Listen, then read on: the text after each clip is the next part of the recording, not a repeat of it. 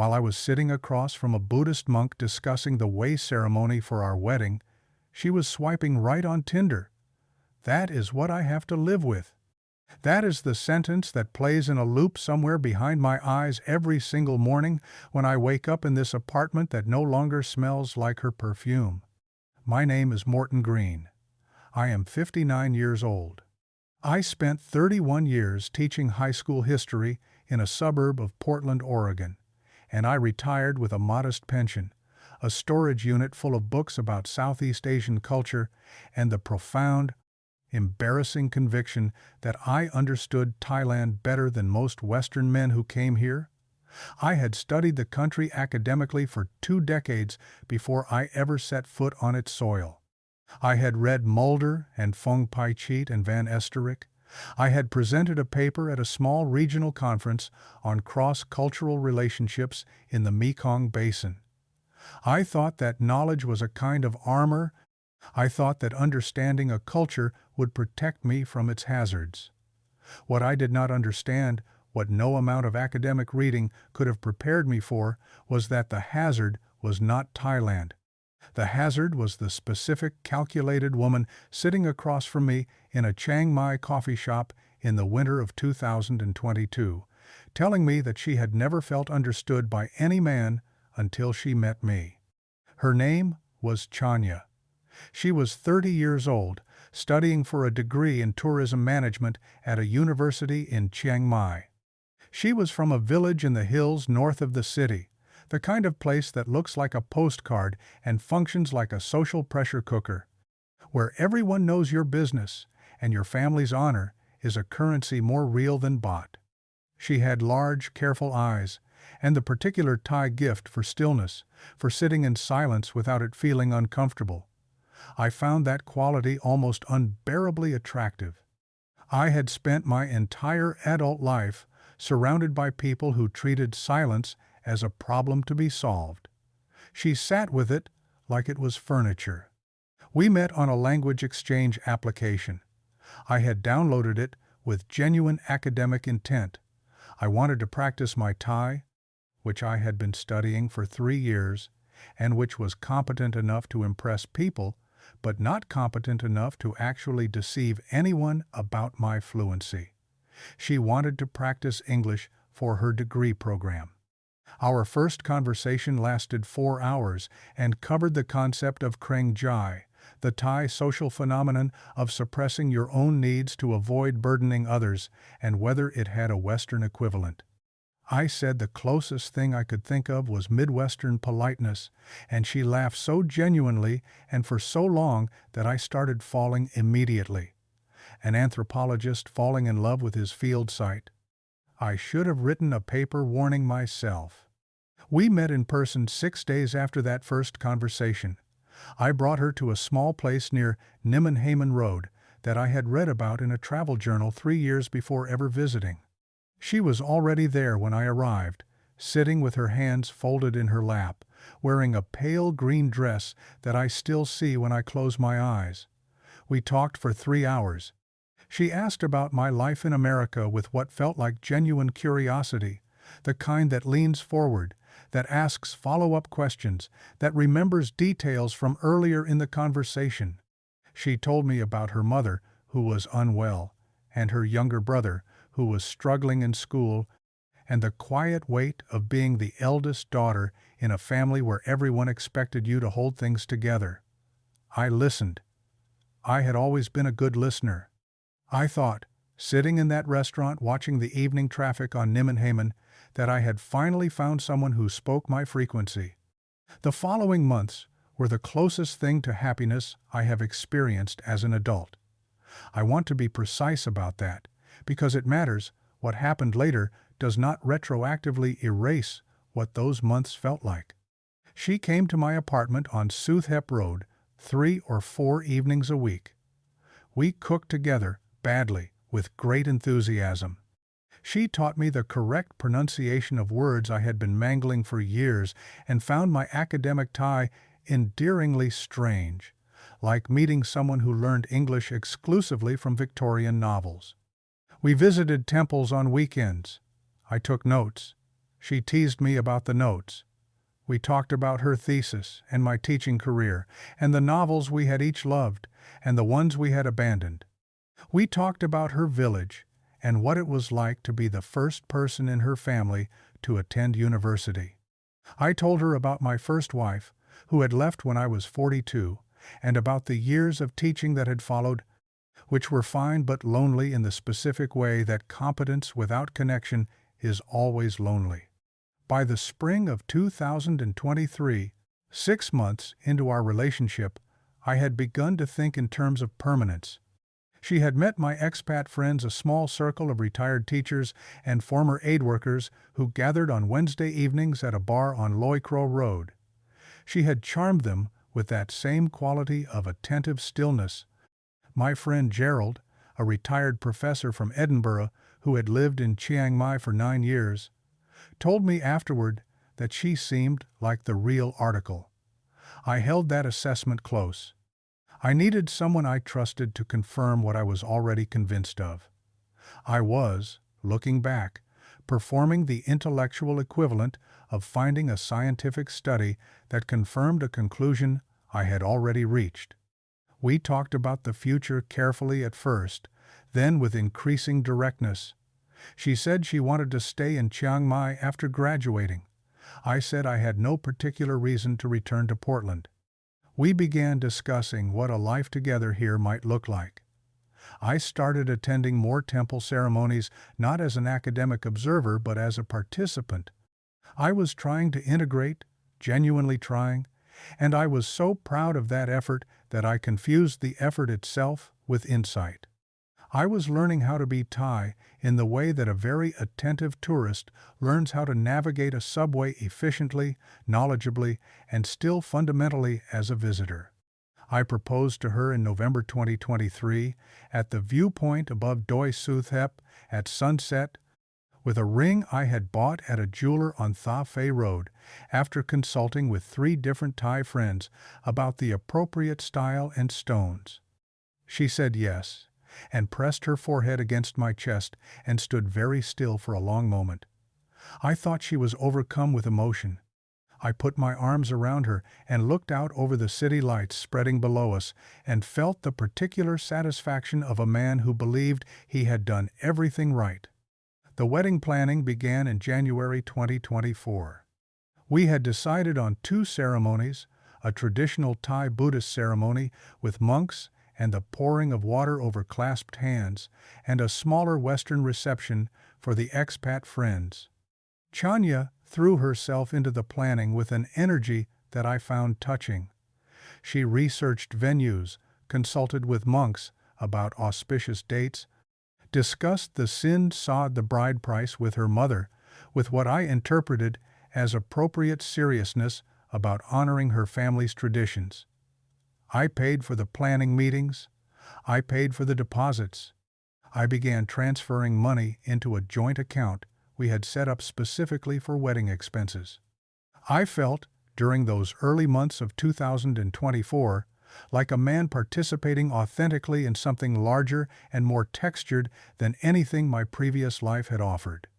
The first crack was so small that I genuinely cannot decide, even now, whether it was real or whether I have manufactured it in retrospect to give the story a shape it might not have actually had. It was in February. We were at a restaurant near her university, a small Thai place with plastic chairs and food so good it was almost aggressive about it, and her phone rang. She glanced at the screen, pressed decline, and put the phone face down on the table. I noticed it because I had never seen her decline a call before. She was usually generous with her attention in all directions, answering messages quickly, taking calls with a cheerfulness that I had always found characteristic. She declined this call and smiled at me and said it was a classmate who talked too much, and I believed her entirely and did not think about it again for 3 weeks. By March, it had accumulated into something I could not quite dismiss. The phone had migrated gradually and without announcement to a face-down position almost permanently. She had always kept its screen up on tables, the way people do when they are comfortable. The shift was subtle enough that I initially noted it only as a background texture, the way you might notice that a piece of furniture has been moved without being able to say when. Then I noticed that she was taking calls in the other room. Not every call, most she still answered normally, but certain ones prompted a brief pause, a check of the screen, and then a quiet move to the kitchen or the bathroom. I told myself she was giving herself privacy for calls she considered personal. I told myself I was exhibiting the Western assumption that transparency was a form of intimacy, when, in Thai relationships, the boundaries around private communication were drawn differently. I told myself this so many times and with such academic fluency that I almost convinced myself it was analysis rather than excuse. By April, the wedding planning had developed its own momentum that made everything else feel secondary. We were deep in negotiations about the merit-making ceremony, about the number of monks, about the correct sequence of rituals. Chanya's mother had come down from the village for a week, and I had done everything right, sat correctly, spoken carefully, brought appropriate gifts, deferred to the family's preferences about nearly every detail. Her mother seemed to like me, or at least to tolerate me, with the particular graciousness that Thai families extend to foreigners who are trying. I was so focused on performing cultural competence that I was not paying attention to my own relationship. There was an evening in late April when I came back to the apartment earlier than expected. I had been at the National Museum, and the section I had planned to spend 2 hours in turned out to have a closed renovation, and Chanya was on the phone in the bedroom. I heard her voice through the door, low and rapid, in a Thai too colloquial for me to follow completely. I caught fragments. I caught what sounded like a name, 2 syllables, something like Natawat or Natapong, I could not be certain. I caught what I was almost sure was the word tilak, though I told myself immediately and firmly that I had misheard, that the word sounded similar to other words, that my Thai comprehension was not reliable enough to stake an interpretation on a single syllable through a closed door. When she came out 15 minutes later, she was calm and affectionate and told me a friend needed advice about a family problem. I said nothing. I made tea. I graded the situation as a C- and filed it under things I was going to stop thinking about. I was not going to stop thinking about it. That was the month the insomnia started. Not dramatic, theatrical insomnia, just the quiet version, where you lie in the dark and your mind runs the same loop over and over, cataloging small moments and asking whether they add up to something. The phone, the calls, the name, the way she had been slightly less present in conversations lately, like a person who is physically in the room but mentally composing a message. I reminded myself that she was finishing her degree. I reminded myself that wedding planning was stressful for both of us. I reminded myself that I was 59 years old and that I had a documented tendency, identified by my therapist in Portland years ago, to intellectualize anxiety rather than address it. I was doing that thing, I told myself. I was manufacturing narrative from noise. Gerald mentioned something in May. We were at the Wednesday gathering on Loy Crow Road, and he said it quietly and sideways, the way a person does when they are not sure they should be saying it at all. He said he had seen Chanya near the university the previous Saturday with a young man, and that they had been walking close together, and that he had started to say hello, but they had turned a corner before he reached them. He said he was probably being an old gossip. He said he just thought I should know. I told him with complete composure that she had many friends from her program and that I would mention it to her so she could explain. Gerald looked at me with the particular expression of a man who has said the thing he needed to say and knows it will not be received. I changed the subject. I drove home and sat in the parking garage for 20 minutes before going upstairs. I did not mention it to Chanya. I told myself I was protecting the relationship from my own paranoia. I told myself I was trusting her. I told myself a great many things that I now understand were the intellectual furniture of a man who already knew the truth and was refusing to move in. The insomnia deepened. I began checking her social media with a compulsiveness that embarrassed me even as I could not stop doing it. Her Facebook was normal university events, family photos, pictures of food. Her Instagram was the same.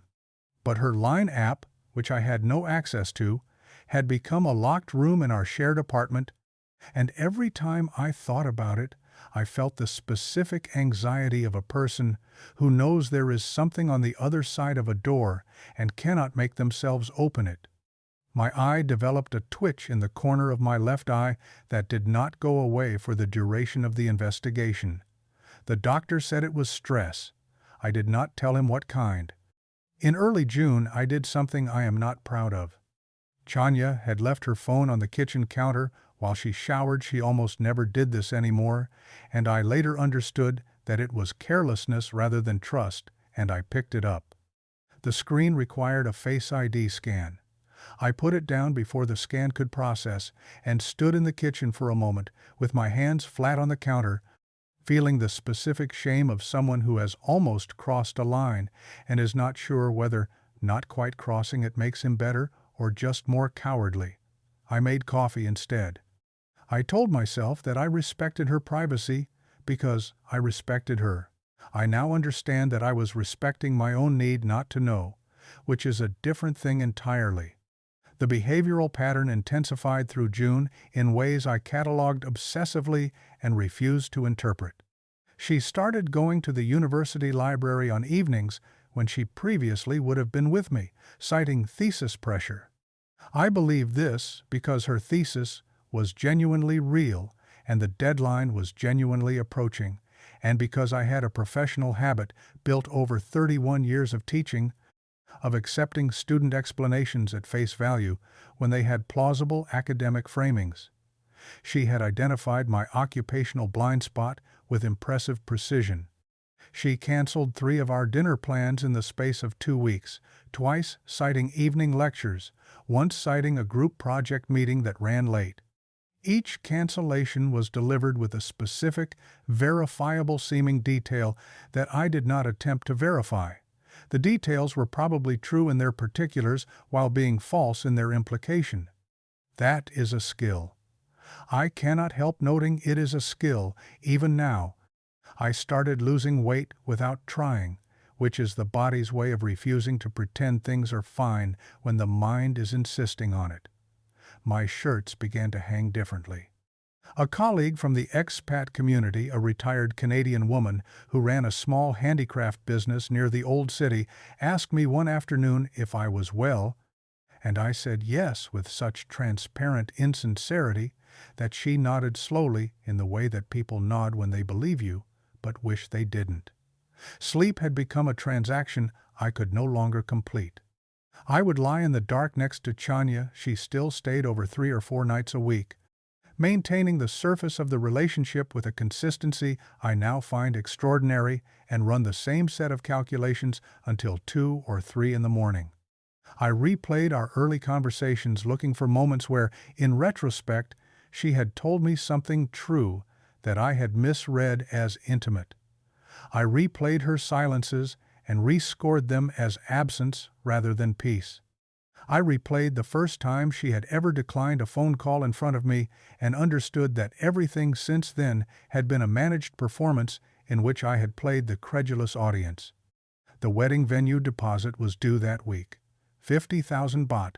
I paid it. There is something about paying a deposit for a wedding that creates a particular kind of commitment, inertia. You start believing the momentum itself is evidence that things are okay. We are moving forward, therefore things are moving forward. Looking back, I understand that I was using the wedding planning as an emotional anesthetic. Every decision made about the ceremony was a reason not to examine the relationship the ceremony was supposedly celebrating. I had spent 43 years as an intellectual, someone who processed experience through analysis and abstraction, and the wedding had become an intellectual project, complete enough and demanding enough that I could spend hours on it without thinking about anything real. I was grateful for that. I am ashamed that I was grateful for it. She confronted me about being distant in mid-June. I found this remarkable in retrospect. She came to me and said she had noticed I was withdrawn, that I seemed less present, that she worried I was having doubts about the wedding. I said I was just managing some anxiety, which was true, though not in the way I implied. She held my face in her hands and told me that she loved me and that she was certain about our future. She said it with complete and convincing sincerity. She was very good. I want to be honest about that because I think people who hear this kind of story sometimes imagine the deceiver as obviously false, as cartoonishly duplicitous. She was not. She was warm and specific, and she knew exactly what I needed to hear, and she delivered it with an accuracy that required either deep affection or meticulous study. I still do not know which it was. I know that I held on to the moment for days afterward, returning to it like a reference point, using it to dismiss the accumulating evidence of my own observations. I let her reassurance do the work that my own judgment should have been doing. By the first week of July, I had resolved to find out the truth. Not through confrontation, I had too much invested in not confronting it, but through the kind of patient information gathering that I associated in some part of my mind with the methodological principles of field research. I am aware of how that sounds. I was rationalizing surveillance as anthropology. The difference between self-deception and a coping mechanism is mostly a matter of timing. We were together one evening when she fell asleep on the couch early. She had been complaining of a headache all day. Her phone was beside her, face down. I watched it for 20 minutes. Then she shifted in her sleep, and the phone fell to the floor, and she reached for it automatically, eyes still closed, and pulled it against her chest the way a child holds a stuffed animal. That image, for reasons I cannot entirely explain, was the one that finally broke something open in me, that reflexive, sleeping possessiveness. She was protecting it even in unconsciousness. I decided the following evening that I was going to check the phone. Not permanently, not forensically. I just needed to see enough to know whether I was going insane or whether I was correct. I was planning the logistics of this when the logistics became irrelevant. She was in the kitchen making coffee, and her phone was on the arm of the couch, and a notification appeared on the screen. I was sitting 3 feet away. The screen lit up with the preview. I saw the name Natawat. I saw a message that began with a heart emoji followed by words. I could read my Thai was more than sufficient for what was written there. It was not ambiguous. It was not a message between friends. It was the message that a person sends to someone with whom they are intimate, casual, and warm, and assuming in its familiarity, the kind of shorthand that only develops between people who have had many private conversations. I sat very still. There is a particular quality of stillness that is not calm, but its opposite. The stillness of a system that has received too much input and has stopped processing while it reroutes. The coffee machine made its noise. A motorbike passed outside. A dog barked twice from the apartment below, and then went quiet. I remember these sounds with the hyperclarity that, I have since learned, is a feature of traumatic encoding. The brain photographs everything when it is trying to document what happened to it.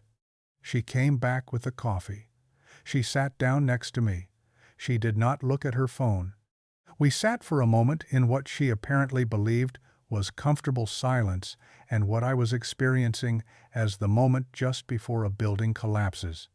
Then she picked up her phone, glanced at the screen, and her face did the thing I had been afraid of for months, a brief, microsecond change in expression, something between alarm and recalibration, gone so fast that I would not have caught it 3 months earlier. I had spent 3 months learning to read her face. I said his name. I said it quietly and flatly, the way you say the punchline of a joke you have already heard. I said Natawat. She looked at me. I said I saw the notification. I said I would like to know who he is. What followed was 25 minutes of the most technically accomplished performance I have ever witnessed. She began with confusion, genuine seeming confusion, the raised eyebrows and slightly parted lips of someone encountering an absurd accusation. She said he was a classmate. She said the message was about a project. She said the heart emoji was how she communicated with all her close friends, that this was normal Thai communication style, that I was reading intimacy into cultural conventions I did not fully understand. This last part was delivered with a precision that told me she had some understanding of where my vulnerabilities were, my terror of cultural misreading, my anxiety about imposing Western frameworks on Thai behavior. She aimed directly at it. I said the message did not read like a project discussion. She asked if I had read her private messages. I said I had seen the preview on the lock screen. She shifted to a different register, quieter, more controlled, and said that I had been distant for months and she had been worried, and now she understood why. And what she understood was that I did not trust her, and that a marriage without trust was not something she was willing to enter. She framed it so completely as a failure on my part that for approximately 4 minutes I genuinely considered apologizing. I sat with the sensation of almost apologizing for discovering that my fiancée was communicating intimately with another man, and then something in me went cold and still and decided it was done accommodating. I said I wanted to see the conversation. She refused. I said that her refusal was itself an answer. She cried. I had seen her cry before, and it had always moved me profoundly, that particular Thai woman's way of grieving quietly, without histrionics, tears running silently down composed features. It moved me now, too, underneath everything that was the cruelest part, that my emotional response to her distress did not disappear simply because I now understood it as either manipulative or irrelevant. I said again that I wanted to see the conversation. She said she would not show me because I would misunderstand it. I said I would like the opportunity to misunderstand it for myself. She got up and went to the bedroom and closed the door. I sat in the living room for an hour. Then I went to the bedroom and knocked and asked her calmly to have a real conversation. She opened the door. She had stopped crying. She sat on the edge of the bed and looked at me and said she had something to tell me. I sat in the chair by the window and waited. She told me that Natawat was someone she had known before me, that they had been together, briefly, in the year before we met, that he had contacted her again in October, 4 months into our relationship, and that she had tried to end the contact but had found it difficult because of the history. She said it had not become physical again. She said the emotional connection had been harder to close off than she expected. She said she was telling me now because she wanted to be honest. She delivered all of this with the careful precision of a person releasing measured amounts of information, enough to seem honest, not enough to reveal scale. It took me another week to understand the scale. I started from the notification I had seen and worked backward. I borrowed a methodology from historical research. I established what I knew for certain and then mapped it against the record. I went through bank statements for the joint account and found wedding-related expenses that did not match the vendors I knew about. I went through photographs on my own phone and noticed that in several pictures from what I had thought were quiet evenings at home, the timestamps were inconsistent with the narrative she had offered for those days. I spoke, carefully and obliquely, to 2 of her university friends whom I had met at social events and who I suspected knew more than they had said. One of them, a young woman named Boonrut, who had always been uncomfortable around me in ways I had attributed to shyness, told me in a conversation that began as casual and became something else that Chanya had been with Natawat throughout most of our relationship. Not occasionally, not briefly, throughout. Boonrut looked genuinely sorry. She said she had wanted to tell me before. She said she had not known how. She said something in Thai that I understood well enough. The translation was roughly that Chanya kept both lives very separate and was very careful, and that many people in the friend group had assumed I knew about the arrangement in the way that some Farang men apparently did know and accepted. I had not known. I had not accepted.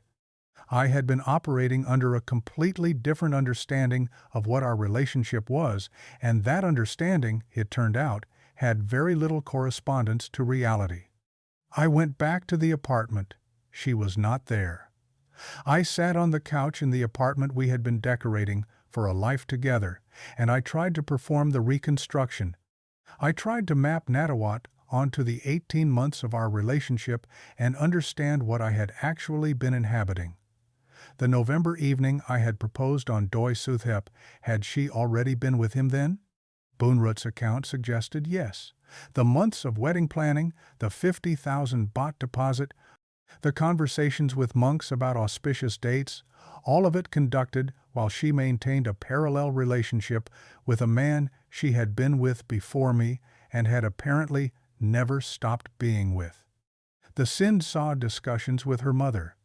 I thought about those and felt something I can only describe as the floor dropping away. She came back that evening and I told her what I knew. I did not ask questions this time. I stated what I knew and waited. She sat very still, in that way she had, that quality of stillness that I had once found so beautiful, and she did not speak for almost a minute. Then she said that she had made mistakes and that she was sorry. That was it. That was the full accounting. I made mistakes and I am sorry. 27 months of relationship, 2 ceremonies being planned, 50,000 baht in a venue deposit, and the reckoning was 8 words. I asked her to leave. She left that night. She took her clothes and her phone and a small ceramic elephant she had brought from her village that had sat on the windowsill of the bedroom for the length of our relationship. She did not take the engagement ring. I found it on the kitchen counter in the morning, next to the coffee machine, precisely placed, like a document being filed. I stayed in the apartment for 3 more weeks because I had nowhere immediate to go, and because I was, frankly, not functional enough to organize a move. I stopped sleeping properly. I ate cow man gai from the place around the corner with an obsessiveness that I now understand was displacement behavior, creating a ritual to have something to do with my hands while my mind ran its loop. I cannot eat cow man gai anymore.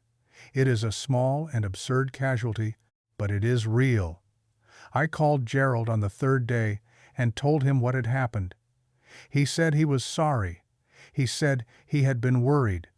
He did not say he had tried to warn me, though he had, and I did not say I had refused to hear it, though I had. Some conversations are complete without the parts that would make both people feel worse. I called my daughter in Portland. She asked when I was coming home. I said I did not know yet. She said she had always thought Thailand was a place to visit, not a place to live, and I thought about arguing that, and then thought about the wedding deposit and the ceramic elephant on the empty windowsill, and said nothing. I have been in Chiang Mai for 4 months since then, in a different apartment. I see her occasionally at a distance, in the way that a city the size of Chiang Mai makes inevitable when you have shared a life in a particular neighborhood. She is with someone new. He is Western, younger than me by perhaps 15 years, with the expression of a man who believes he has found something real. I have considered approaching him. I have not. I do not think I would have listened, 4 months ago, to a middle-aged American man telling me that the woman I was about to propose to was not what she appeared to be. I would have thought I was different. I would have thought my understanding of Thai culture gave me some advantage. I would have been wrong. Here is what I have learned. Not as a cultural anthropologist, I am putting that particular identity down for a while, but as a 59-year-old man who spent 2 years and a considerable amount of money learning a lesson that I could have learned earlier if I had been willing to feel it rather than analyze it. The first thing is that intellectual understanding of a culture is not emotional immunity to it. I knew what a geek was. I could explain the concept of maintaining parallel romantic relationships in Thai social contexts with academic fluency. That knowledge did not protect me because the problem was not my understanding of Thailand, it was my willingness to apply that understanding to my own life. I was studying my relationship the way a historian studies a source, for patterns and meaning, from a comfortable distance. I should have been living in it. The second thing is that a phone with a changed password is a confession. I do not mean that as hyperbole. In 2 years of academic reading about infidelity and relationship psychology, the consistent finding is that sudden changes in digital privacy behavior correlate with concealment at rates that are not coincidental. When she started taking calls in other rooms, something was wrong. When the phone went face down, something was wrong. I knew this. I had read the literature. I wrote it off as cultural difference and insufficient trust in myself. Do not do that. If your partner's phone behavior changes overnight and without explanation, the explanation is available. You are just choosing not to look for it. The third thing is about the wedding planning specifically, and I say this because I think it applies to more men in my situation than just me. The planning became its own reason to continue. Every deposit paid, every vendor booked, every family obligation met, made it harder to stop and ask whether the underlying relationship warranted the edifice we were building over it. The wedding was consuming the relationship rather than celebrating it, and I was so invested in the cultural integration of the thing, the monks, the ceremonies, the correct observance of sin-sod, that I had confused performing the ritual correctly with the relationship being correct. They are not the same thing. The fourth thing, and I find this the hardest to say plainly, I was treating my relationship as a field study and calling it love. The cultural curiosity that I thought made me a good partner made me, in practice, a man who could always find an academic frame for something that was actually just painful and wrong. Kreng Jai, saving face. Different communication norms. I had a library of explanations. The explanations served the same function that her excuses served. They made the uncomfortable thing temporarily bearable by making it mean something other than what it meant. When your partner is cheating, it does not mean something anthropologically interesting. It means your partner is cheating. The sooner you let the fact be just the fact, the sooner you can respond to it rather than explain it. I am not certain that anything she felt for me was entirely fabricated. I do not think the choice is necessarily between real love and pure calculation. I think it is possible to feel genuine affection for someone while also using them, and that this is in some ways worse than clean deception because it means the warmth you felt was real while the exclusivity it implied was not. She may have liked me very much. She may have found our conversations genuinely interesting. None of that made the other relationship not exist. I am still in Chiang Mai. I do not have a clear plan yet. My daughter thinks I should come home, and part of me agrees with her, and another part of me is not ready to accept that this country, which I have loved for years and which I still find genuinely beautiful, has become primarily a place where I was badly hurt. I am working on that separation. I am giving myself time. If you are a Western man in a relationship with a Thai woman and you have read this far because something in your own situation resonates with it, I want to say something directly. The fact that you understand Thai culture does not mean you understand your specific relationship. The fact that she is warm and attentive and knows exactly what you need to hear does not mean she is only with you. The fact that you are planning a future together does not mean you are planning the same future. Pay attention to the small things. The phone, the calls, the names that appear and disappear from conversation, the hours that do not quite account for themselves. Pay attention to what your body knows before your mind catches up. I have a fairly good intellect, and my body knew something was wrong for months before I would let myself think about it clearly. Your intellect is not a better instrument than your gut. Use both. I found the condoms in her coat pocket 6 days after she left, while I was collecting her remaining things from the closet to return to her. We did not use condoms. I do not know how long they had been there. I put them in the kitchen bin and washed my hands, and stood at the sink for a long time, looking out the window at the mountain. Sometimes I wonder if she ever looked at that mountain and felt anything like what I felt looking at it. Then I remember that it doesn't matter anymore. That is the work. Getting to the place where it genuinely doesn't matter anymore. I am not there yet, but I can see it from here.